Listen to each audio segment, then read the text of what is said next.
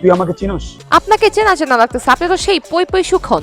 পই পই করে হিসাব রাখতে হবে যে আপনার দুঃসময়ে কে ছিল না। ঠিক, আমরা পই পই করে হিসাব রাখছি কে আমাদের আন্দোলনের পাশে ছিল আর কে কে ছিল না। টাকা ধার দিলে সে চাওয়ার আগে টাকাটা ফেরত দেন, ভদ্রতা নাম্বার 1। কাউকে টাকার ঘুষ দিয়ে ছাত্রদের বিপক্ষে কথা বলানো এটা কত নাম্বার ভদ্রতা?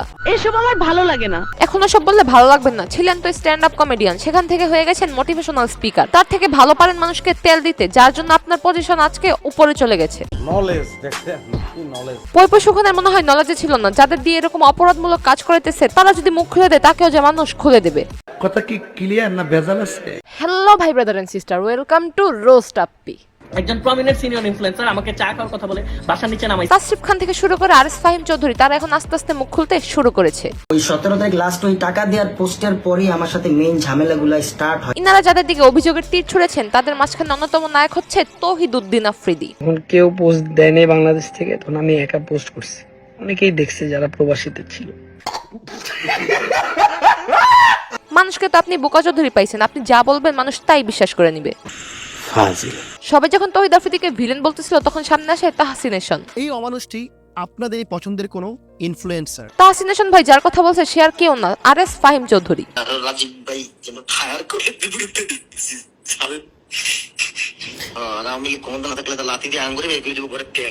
আরএস ফাহিম ছাত্রলীগ করে এবং 33 নং ওয়ার্ড কাউন্সিলর তারিকুজ্জামান রাজীবের রাজনৈতিক বাইক শোডাউনও করেছেন, সেটা কিন্তু পাবলিক জানে। আমি আমার পেজ থেকে বা আমার নিজের কোনো জায়গা থেকে একটা ছবি একটা স্টোরি কিছু আপলোড দেইনি। আপনি তো সক্রিয়ভাবে মাঠে ছিলেন কিন্তু পোস্ট দিতে পারেন নাই। আশা করি ছবি ও ভিডিওগুলো করে রাখছেন। এখন কয়েকটা পোস্ট দেন, আমরা সবাই দেখি আপনি কতটুকু সক্রিয় ছিলেন। এই বিবেক মনুষ্যত্ববিহীন নিকৃষ্ট অমানুষটা হাসতে হাসতে বর্ণনা দিচ্ছিল। মানতেছি আরএস ফাহিম বর্ণনা দিছে, কিন্তু কার কাছে বর্ণনা দিছে তা কিন্তু একবারও আপনি বলেন নাই। কিন্তু কে সে? কে সে তা এখন বাংলার মানুষ জেনে গেছে। আপনার খুব কাছের মানুষ, তাকে বাঁচাতে গিয়ে আপনি তার কথা সামনে আনেন নাই, নাকি অন্য কোনো কাহিনী আছে? কলটা কিন্তু একজনের মধ্যেই হয় না, অপর প্রান্তেও কিন্তু একটি মানুষ ছিল যার নাম তৌহিদুদ্দিন আফ্রিদি।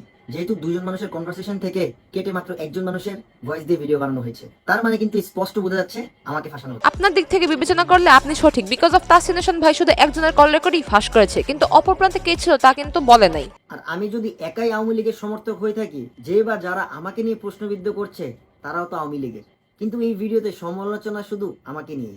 দেখেন ভাই, আপনারা কেউ কারো থেকে কম না, আপনারা সবাই লীগের সাথে জড়িত। আমি কোনোভাবেই এই দেশ ছাড়বো না, এই দেশ আমার। কথায় আছে না, চোরের মায়ের বড় গলা। ব্যারিস্টার সাহেব তার কোনো ব্যতিক্রম করে নাই। চোরের মতো দেশ থেকে পালাইছে, আবার দেখি ভিডিও করতেছে মানুষের আস্থাভাজন হওয়ার জন্য। এটা হাস্যকর। কে মেরে ফেলতে চাইতেছে? যাদের কাছ থেকে টাকা খেয়ে যাদের সুনাম করছস তারা, নাকি তোর পরিবার লীগের সাথে জড়িত সেজন্য? মানে হলো, শুনলাম কোটা সংস্কারের সময় সরকারের পক্ষ থেকে টাকা নিয়ে ছাত্রদের বিরুদ্ধে গিয়া টাকার বিনিময়ে ভিডিও বানাইছে। আমাদের অনেক সম্পদ নষ্ট হয়েছে। সম্পদের দেশের মানুষের স্বাধীনতার জন্য তার ধ্বংস করছে, আবার তারাই তৈরি করবে। কিন্তু আপনার যে শুধু আপনাদের জীবন বাঁচানোর জন্য গোটা দেশের মানুষের বিরুদ্ধে কথা বলছেন, সেটা জবাবদিহি জনগণের কাছে দিতে হবে। আমাদের দেশের অনেক সম্পদ নষ্ট হয়ে গিয়েছে। এই যেমন ধরেন না, মেট্রো স্টেশন, ফুটওভার ব্রিজ। টাকার জন্য মানুষ কত কিছু করতে পারে, তার প্রমাণ হচ্ছে এই সমস্ত কিছু কিছু কন্টেন্ট ক্রিয়েটর।